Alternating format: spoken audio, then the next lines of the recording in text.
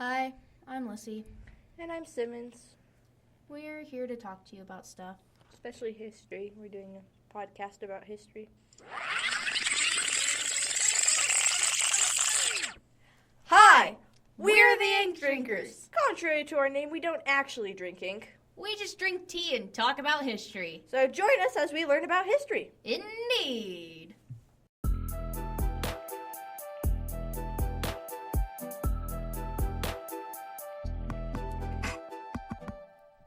Hello, everyone. This is Simmons. Hello, hello, it's Lissie here. And we're the Inkdrinker Historians, and we are back with another episode of the Inkdrinker Historians.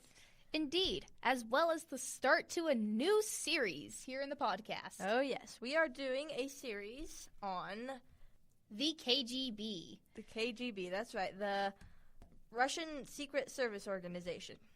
During the Cold War. Yeah. It is one of many Russian Secret Service organizations. A little bit of background is during the World War, when the Russians were trying to spy on the American secret project, which turns into the atomic bomb. Mm-hmm. But later the Russian spy organization turned into the KGB, which is most known for Russian agents getting its spy information from agents such as Aldrich Ames and Robert Hansen, who we will be talking about at some point in the series. Indeed. So what we thought we would do is I did quite a bit of research into the origins of the KGB and its history, and I also did some research into one of the agents. And then Lissie did more looking into other agents.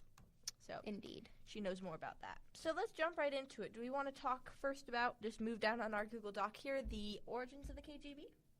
Sure.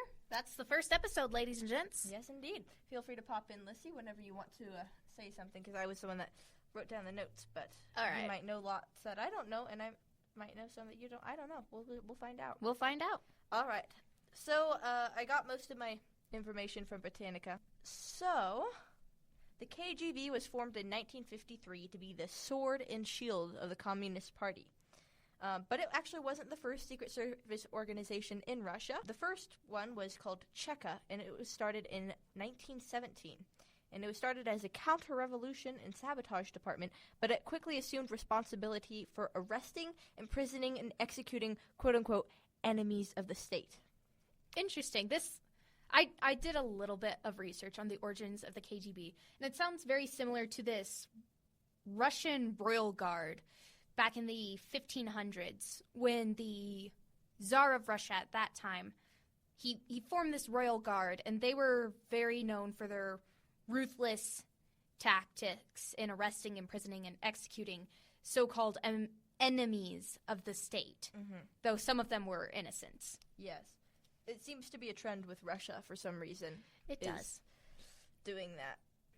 So they're, quote-unquote, enemies of the state could be anything from former nobility to those who held a capitalist view, just literally anybody who wanted private property and opposed communism, and clergy were also considered enemies of the state. So pastors, basically. Basically, yeah.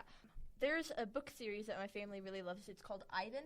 I think the series is called Ivan. But anyway, it's about this Christian family in Russia during the time of the KGB. Ooh. It's a fiction, but it's also, rooted in reality, too. And it wasn't just clergy that they were arresting. But this is Cheka, I guess, is what I'm talking about right now. It's very similar. It is. It's the predecessor to the KGB.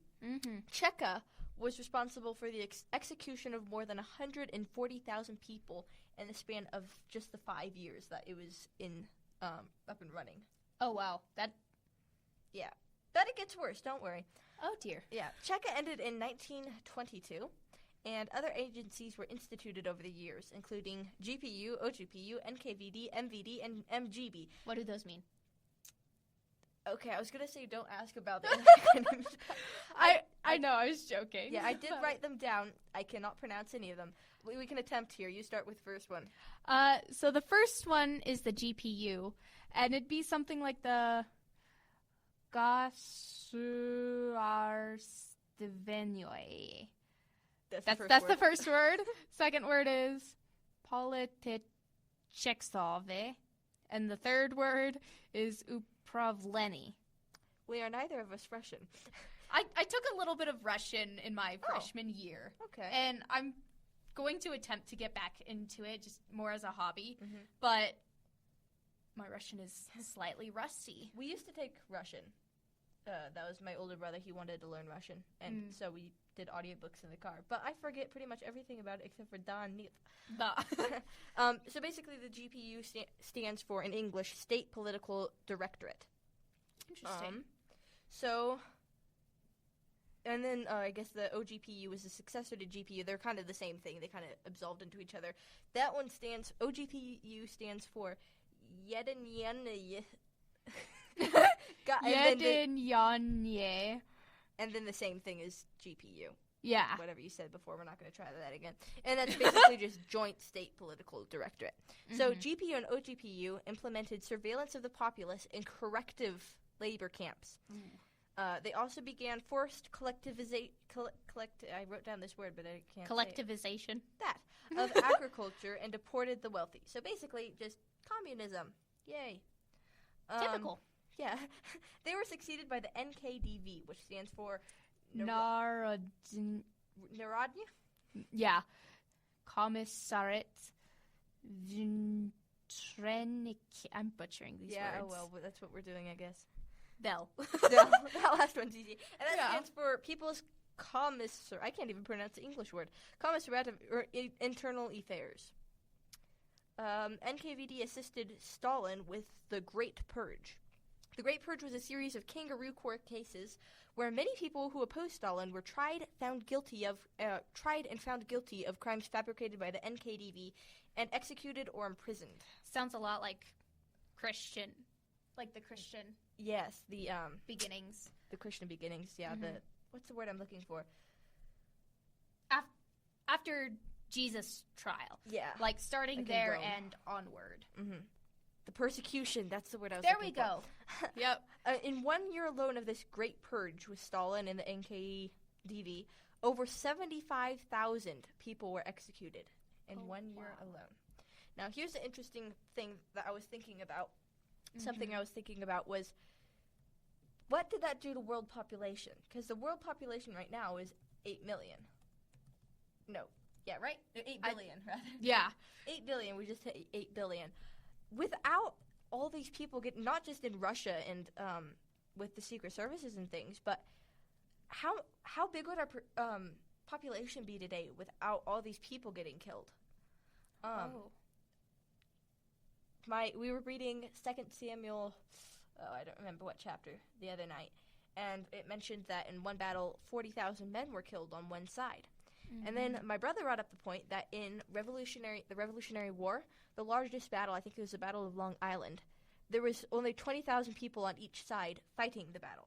So more people died in this one battle in 2 Samuel in the Old Testament than there were fighting in the Revolutionary War battle. Mm-hmm. So even before Russia and all that, the population was just getting slaughtered. Which brings up the point, if Adam and Eve hadn't sinned, how many people would still be around today? I know, yeah. A lot more. Yeah. Because there wouldn't be death at that point. Most likely, but... Yes. Yeah. Well, yeah, because they wouldn't have sinned. Mm-hmm. Well, I guess somebody else could have sinned. Somebody else could have sinned, but if nobody had sinned... So, yeah, that's the Great Purge. Horrible stuff. Then the MGB. MGB, which is something like Ministertov Vnitreknik Del. Del. I'm assuming Del means affairs, because that is Ministry of Internal Affairs. Mm-hmm. The MGB played a large role in the communists' part in World War II. Mm-hmm. So we're back into the 1940s at this point. During the war, MGB conducted espionage and counter-espionage operations, administered prisoner of war camps, and ensured the loyalty. Here's this. This sentence really got me. Ensured the loyalty of the officer corps. It also supervised the deportation of groups suspected of disloyalty. Suspected. of disloyalty, including more than 1 million Volga Germans. Crimean Tatars, Kalmyks, and Chicken. These are different the different people of the Caucasus. Yes. And other people, yeah. Mm-hmm. Which is what you literally just said. So over 1 million people were deported during, doesn't say killed, so probably just deported during World War II, and the MGB was responsible for that. After that, after the war, the MGB was responsible for the deportment, imprisonment, and execution of over 4 million opposers, real or supposed, of Soviet Russia. Oh, goodness. 4 million. Wow. Yeah, so that was the MGB. Yeah. The MGB, if you know your World War II history, you know that the atomic bomb was being created during that. And at that time, the MGB, or the Russians, were desperately trying to figure out what the Americans were doing, why there was this top secret sort of lab thing down in Arizona. And they had a couple of agents. I can't remember their names. I read a biography on this a couple years ago. But one of the names was Harry Gold, I believe. Harry Gold or Harry Goldman. And he was an agent of the MGB. And he finally cracked years later. But it's interesting how he was a part of the MGB. I had no idea what the big story behind that was, but wow. I'm wondering if I made a typo here, because there's the MGB and the MVD. Oh. And so they were kind of the same thing. They were basically the NKVD, which was their predecessor, was split into two groups, which were MGB and MVD. So, okay. Yeah, because you also have the Ministry of State Security on here. Yeah, so which would be the Ministerstv. That really big word. Yeah. I'm not going to try to pronounce it to save you guys the horror of hearing that. Yes. So the MVD and MGB were basically just the two halves of like state security and internal affairs. They were the ones during World War II and right after World War II. And then came the KGB. The Committed Here, we can just throw it into Google Translate for a second. Google Translate, you are a brilliant person. Anyway, the KGB came in 1953. Its English translation is the State Security Committee, and the Russian translation is Комитет государственной безопасности.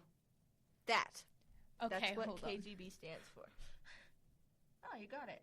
Комитет государственной безопасности. That's with an English accent. That's almost worse. I can't exactly understand it. But that's what KGB stands for. And it means State Security Committee. It originated in 1953 from the MGB and MVD. I just rattled that off. Wow, look at me. With 20 separate departments. These departments had different responsibilities, including foreign intelligence, domestic counterintelligence, technical intelligence, I guess they were intelligent or something, protection of political leadership, and national security. Interesting. Yeah. Lots of departments. That's probably too many departments, but Well, I'm going to look up real quick. How many departments does the FBI have? yeah, it's a lot of departments to have in just one security committee. Wait, the FBI is a department, isn't it? I don't know. Anyway, I can't find that. I don't know. But that is a lot of, Yeah. different- They all were responsible for something different. I guess if they all have something to do, it works. Mm-hmm. Yeah. Here is a quote that Simmons found on Britannica that she thought would sound better in their words than if she tried to paraphrase it. There you go. Yeah. In the late 1960s, an additional directorate was created to conduct surveillance on suspected dissidents in the churches among the intelligentsia. For the next 20 years, the KGB became increasingly zealous in its pursuit of enemies, harassing, arresting, and sometimes exiling human rights advocates, Christian and Jewish activists, and intellectuals judged to be disloyal to the regime. So, again, you've got that replay of history, all the Russians doing that stuff. Russians doing Russian things. Yep. During the Cold War, as we mentioned earlier, KGB was viewed as the counterpart to the American CIA. CIA stands for Counterintelligence Agency. I did not know that, but now I do. I researched it. Okay. Throughout the 1960s, the KGB became extremely powerful and was the controlling force of Soviet Russia under its leader Yuri Andropov. Interesting. Yeah. So there's a book that I am attempting to go through. It's called Spy Handler by Viktor Cherkashin and Gregory Pfeffer. And it's the memoir of Agent Viktor Cherkashin. And he's the agent who recruited Robert Hansen and Aldrich Ames, but he actually directly worked with Yuri Andropov, which I find interesting. I'm only like 3 chapters in, but... Yeah, I was glancing at it too, and it looks like a super interesting book if you want to read the autobiography of a Soviet. KGB officer. We will put that in the down below if you guys the name of the book as well as the authors down below if you guys want to check that out from your library. Okay. Mikhail Gorbachev became the last leader of the Soviet Union in 1985. He took over from Yuri Andropov. With him came the fall of the KGB. His policies undercut the responsibilities and power of the KGB. And the KGB, as we come to a close of our origins of the KGB, was replaced in around 1980. I didn't actually look up the actual date. 1985. It was 1991. Oh, it was 1991. Yeah, Thank 1991. In 1991, the KGB was replaced with the SVR. I could not find what the SVR stands for. So, that is the current SVR is actually the current secret service of. So it isn't Soviet anymore, is it? No, it's currently just Russia. Yeah, of Russia. Yeah, because I could be wrong. The KGB could have ended back in 1994. But I know that the end of the Cold War and the fall of the Soviet Union was back in 1991. I remember that much. Yeah. Yeah, so this is very interesting stuff. And I'm finding it interesting how the Russians keep repeating history. Like, you've got, way back in the 1500s, cruel, horrible people doing horrible stuff to the citizens.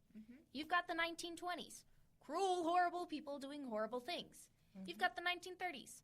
It keeps repeating happening. itself. It's just... You've got the 2020s. Yep. Honestly, it's fascinating how humanity can keep repeating history. Now, I'm a human myself. I repeat mistakes all the time, which is horrible. Yes. But it's human nature. It's human nature. And I just... This is why we are learning about history. I came up with a slogan. I don't know if we'll actually use it, but I came up with a slogan the other week. Something like learning history so we don't repeat it. Yeah. Yeah, because if you learn your history, then you're less likely, yeah. Yeah, you're less likely to make the same mistake. Like, for example, we've had 2 world wars. You'd think that because having had those, we wouldn't have World War III. Well, we'll find out, I guess. We'll find out. And same here. You'd think that with the KGB, the MSB, whatever their acronyms are. Yeah, MGB. Yeah, you'd think that Russia would take a look at this and be like, this didn't exactly work. We had a lot of collapsing and a lot of people that just got mad at us. They're so focused on their goal of communism that they don't really think about that, I don't think. Indeed. It's terrifying. So thank you for listening to our Origins of the KGB. We will be returning in our series for some looks at certain agents of the KGB. Yep. Well, tune in next time to hear about Robert Hansen. Thanks for listening. This is Lissie. And this is Simmons.